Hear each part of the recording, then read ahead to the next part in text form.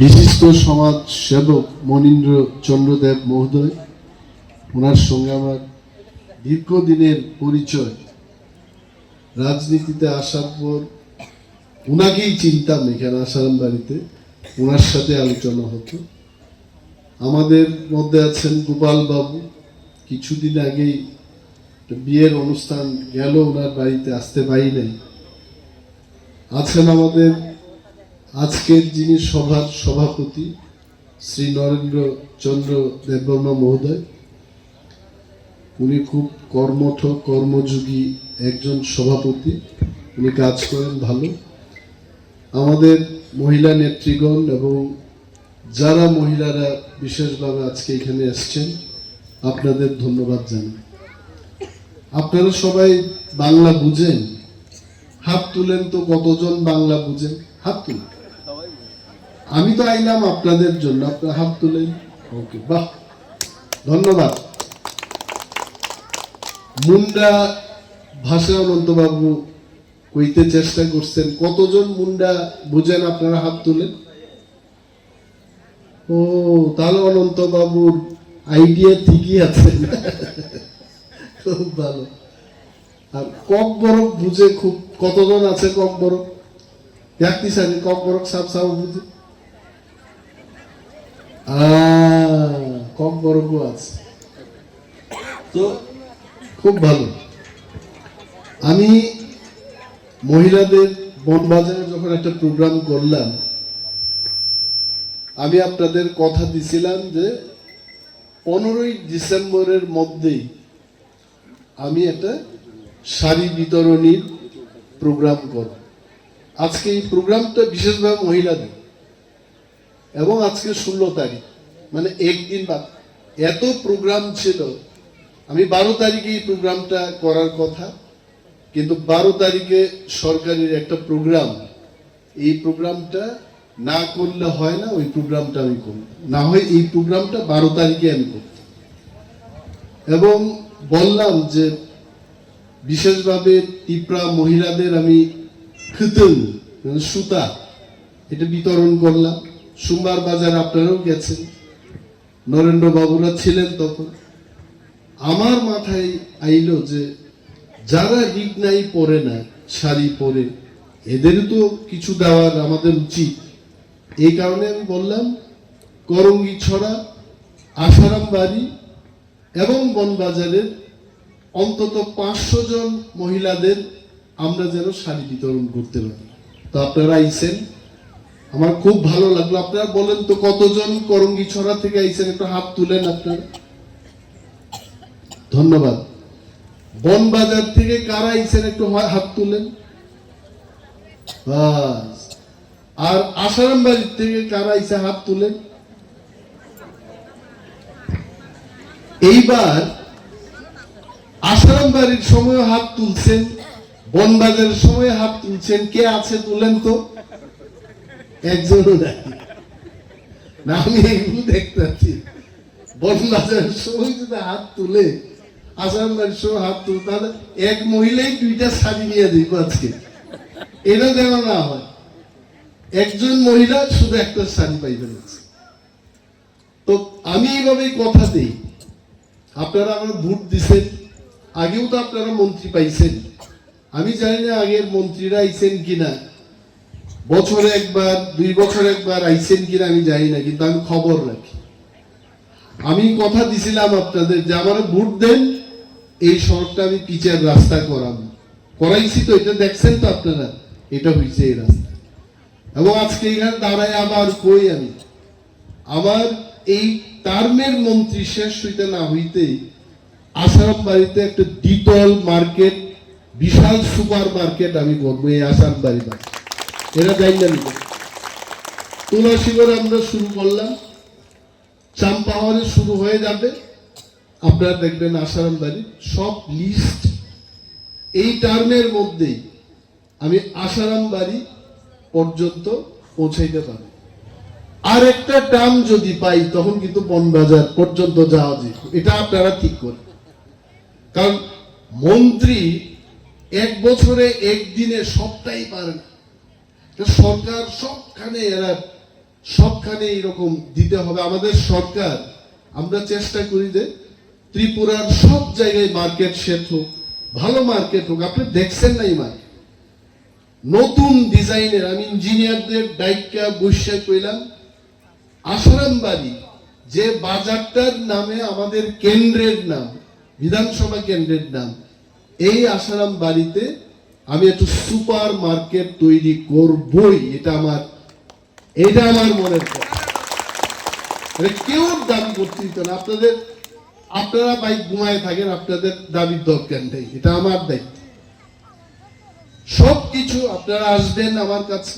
যেমন মনীন্দ্র বাবু আমার কাছে একদিন গেলেন, একটা বিশেষ ব্যাপার নিয়ে, সঙ্গে সঙ্গেই কিন্তু কর্তৃপক্ষের কাছে চিঠি লেখালেখি, দপ্তরের বিভিন্ন অফিসারদের সঙ্গে আলোচনা, এগুলো আমি করি। এবং যারা গ্রামের, বিশেষভাবে আমাদের গ্রামীণ মহিলারা, এক গ্রাম থেকে আর এক গ্রাম যাওয়া, সড়কের ব্যবস্থা ভালো থাকতে হবে। যদি না থাকে, আমাদের এখানে লোকাল লিডার আছেন, কমলরে আপনারা চিনেন, কমলের টাইটেলটা কি? কমল তেলেঙ্গা।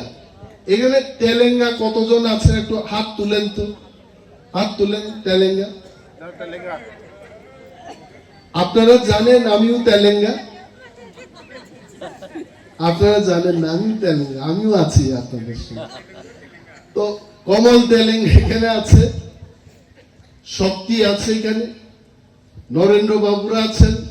আপনারা আমারে দেখাইবেন, দেখেন ব্যক্তি দাবি নিয়ে আয়েন না, শুধু আমার গায়ে ব্যথা, পেটে ব্যথা, এই সমস্যা তো থাকবেই মানুষের, কিন্তু আমার এলাকার উন্নয়নের জন্য আপনারা আইবেন।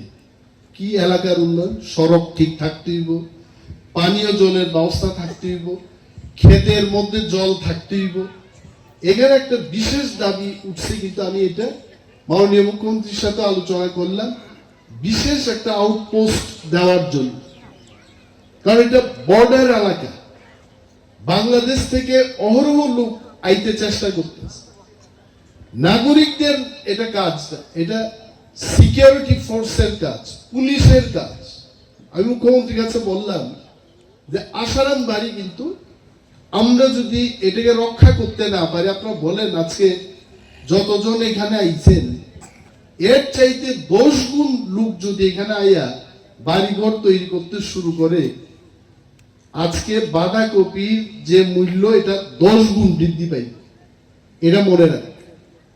ওইটা আরেকটা দেশ, এটা আরেকটা দেশ।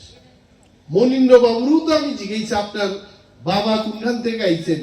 এই কাটা তারের বেড়ার পারে ইভেন থেকে আইছেন, তাই তো পরিষ্কার ভাবেই দিচ্ছে, ভয় পাওয়ার কি আছে? এক সময় এখানে আইছে মানুষ, রাজা মহারাজারাই আনছে এখানে ত্রিপুরায়, আপনারা আসুন এখানে। কিন্তু এখন সরকার সিদ্ধান্ত নিছে আর ওই পারের থেকে মানুষ আনা যাবে না, এটা সজাগ থাকবেন আপনারা।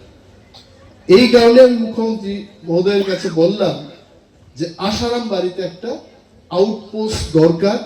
কারণ ওই চাম্পাওয়ার থেকে পুলিশ আইতে আইতে, এটা তো রাস্তার মধ্যে ঘুমায় আইয়ে পুলিশ, এরপরে তার চোখের সামনে দিয়া কে যায় এটা আর দেখে না।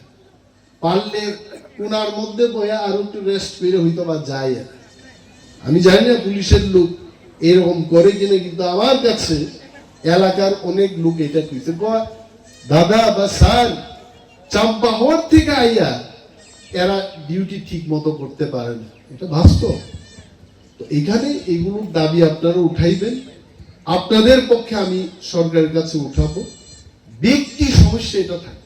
আর আমি অনুরোধ করব, এখানে যারা মহিলারা আছেন, আয়ুষ, এই যে আয়ুষ কার্ড, তো এটা হেলথ কার্ড, এইটা আপনারা কিন্তু সবাই করবেন। এই কার্ড করলে কিন্তু সরকারিভাবেই সমস্ত চিকিৎসার সুযোগ সুবিধা থাকে।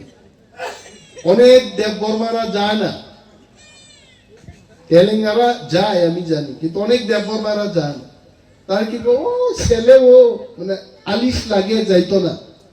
তো আলিশ লাগে যাইতো না, যখন অসুস্থ হইব তখন তো কার্ড নাই, টাকা নাই, কার্ড বানানো। এবং আমি জানি মহিলারাই কিন্তু সমাজে সবচাইতে যারা কষ্ট কইরা পরিবারটারে দেখে মহিলাদের শক্তি সাংঘাতিক। একটা মহিলা হওয়া এটা কম কথা না, রান্না করতে হইব। আমি গতকাল একটা ইউটিউব দেখলাম, মহিলাদের কি দায়িত্ব। একজন সরকারি মহিলা অফিসার বাড়ি গিয়ে কিন্তু ওনার বিছানা ঠিক করে দিতে হয় ছেলে মেয়েদের, স্বামীরা করে না এটা। বাচ্চারা প্যান্ট শার্ট ধুয়ে দিতে হইব মহিলাদের, ঘর সংসার ধুয়ে রাখতে হইব মহিলাদের। এবং এমন সংখ্যায় আজকে মহিলারা এখানে আইছেন, এটা থেকে বোঝা যায় এই মহিলারা সরকারের সাথে আছেন এবং সরকারের কাজ করবে, আপনারা নিজেদের সহযোগিতা করবে। এটা ভালো, সরকার আরো ভালো কাজ করতে হবে। এখানে বেকাররা আছে, আমি বেকারদের বলি, MA পাস BA পাস ছেলেদের কমল ফাইলে একটা নোট করে এটা রাখো। কয়েকদিন আগেকার কথা পরিণভাবে আমি একটু বলি, ফিশারির একটা ভালো পোস্ট বাইছে, ক্যান্ডিডেট নাই। খুঁজা সারা 5 দিন খুঁজলাম আমি, নাই নাই নাই, একটা ছেলে খুঁজা পাওয়া। মন্ত্রী খুঁজা এই লোকটারে খুঁজা চাকরি দিতে, চিন্তা করে। তো নিজেরা একটু অ্যালার্ট থাকেন আপনারা। BCom pass BA pass MA pass আপনারা ফাইল করেন। লোকাল লিডারদের আমি বলছি, যেই সুযোগ আইব ফোন আইব বাস। এইগুলো হচ্ছে সমাজ সেবা। আমি খালি টিপ্রামথা লং লিভ কইলাম, এইটা দিয়ে টিপ্রামথা লং লিভ হইতো না। মানুষের কাজ কইরা, মানুষের মনের মধ্যে জায়গা কইরা টিপ্রামথা লং লিভ করতে। লং লিভ কথা তো বুঝছেনই আপনারা। লং লিভ হইতে দীর্ঘায়ু হোক, মানে আরো বেশি বয়সে থাকুক, বাচ্চা থাকুক। তো আরো বেশি বয়সে বাচ্চা থাকতে গেলে কাজ করতেই হতো। একটার নাম আপনারা শুনছেন, রাজকুমার। আইনি রাজকুমারের চিনেননি আপনারা? রাজার ছেলে রাজকুমার বই, ওই যেখানে, ওটাও তুমি, এর নাম রাজকুমার। তীব্রমতা ক্ষমতা দেয় নাম পাল্টাই দিচ্ছে, আমি রাজকুমার। কিন্তু আমি মন্ত্রী হয়ে কইছি, আমি মন্ত্রী কুমার কইছি নি কোনদিন? আমার নাম মনিবেশ দেববর্মা, নাম একটাই দিচ্ছে, শুধু কাম করি মন্ত্রী।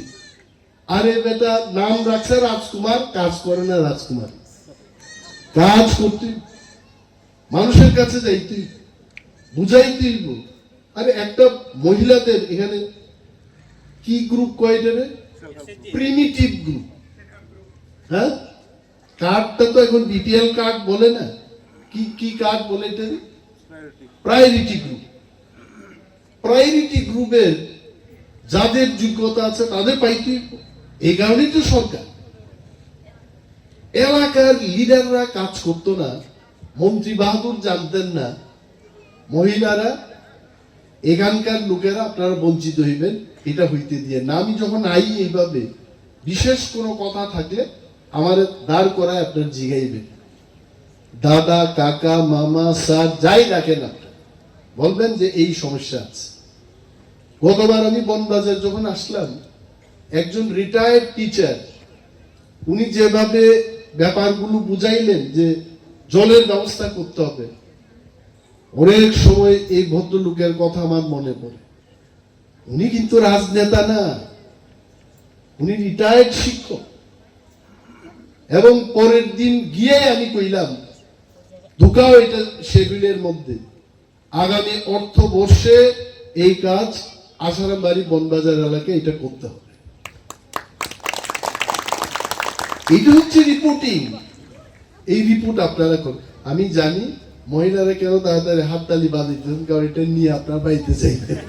হ্যাঁ, আপনারা ভাবতেছেন তাই কেন বক্তৃতা শেষ করে না, কোন কালারটা জানি আমার পরে, এটাও তো আর একটা কথা। কারণ বিভিন্ন রঙের শাড়ি, এইতে কোন শাড়িটা আমার, এটাও তো কথা। এমনও তো হইতে পারে একটা টার্গেট করে রাখলাম, এটা দেওয়া হয়েছে আরেক মহিলার, এটা হইব কিন্তু আছে। আর যদি আমি কই যে যার পারেটে নিয়ে যান, বিপদ, এটা কইরেন না আপনি। লাইনের পর লাইন এইভাবে নিবেন। আপনাদের জন্যই আসলাম, একটু দেরি হইলো, আর একটা প্রোগ্রাম ছিল এখানে। আমার খুব ভালো লাগে এবং এটা আমার কথা, কি কি কইলাম আপনারা মনে রাখবেন। কাজ আমাদের করতে, অনেক কাজ করার বাকি। আপনাদের সমর্থন আমার দরকার। একসাথে থাকবেন, সমর্থনে থাকবেন, কাজ করবেন। আর বিশেষ কিছু বলছি না, এই কয়েকটা কথা বলেই আমি আমার বক্তব্য শেষ করছি। জয় হিন্দ।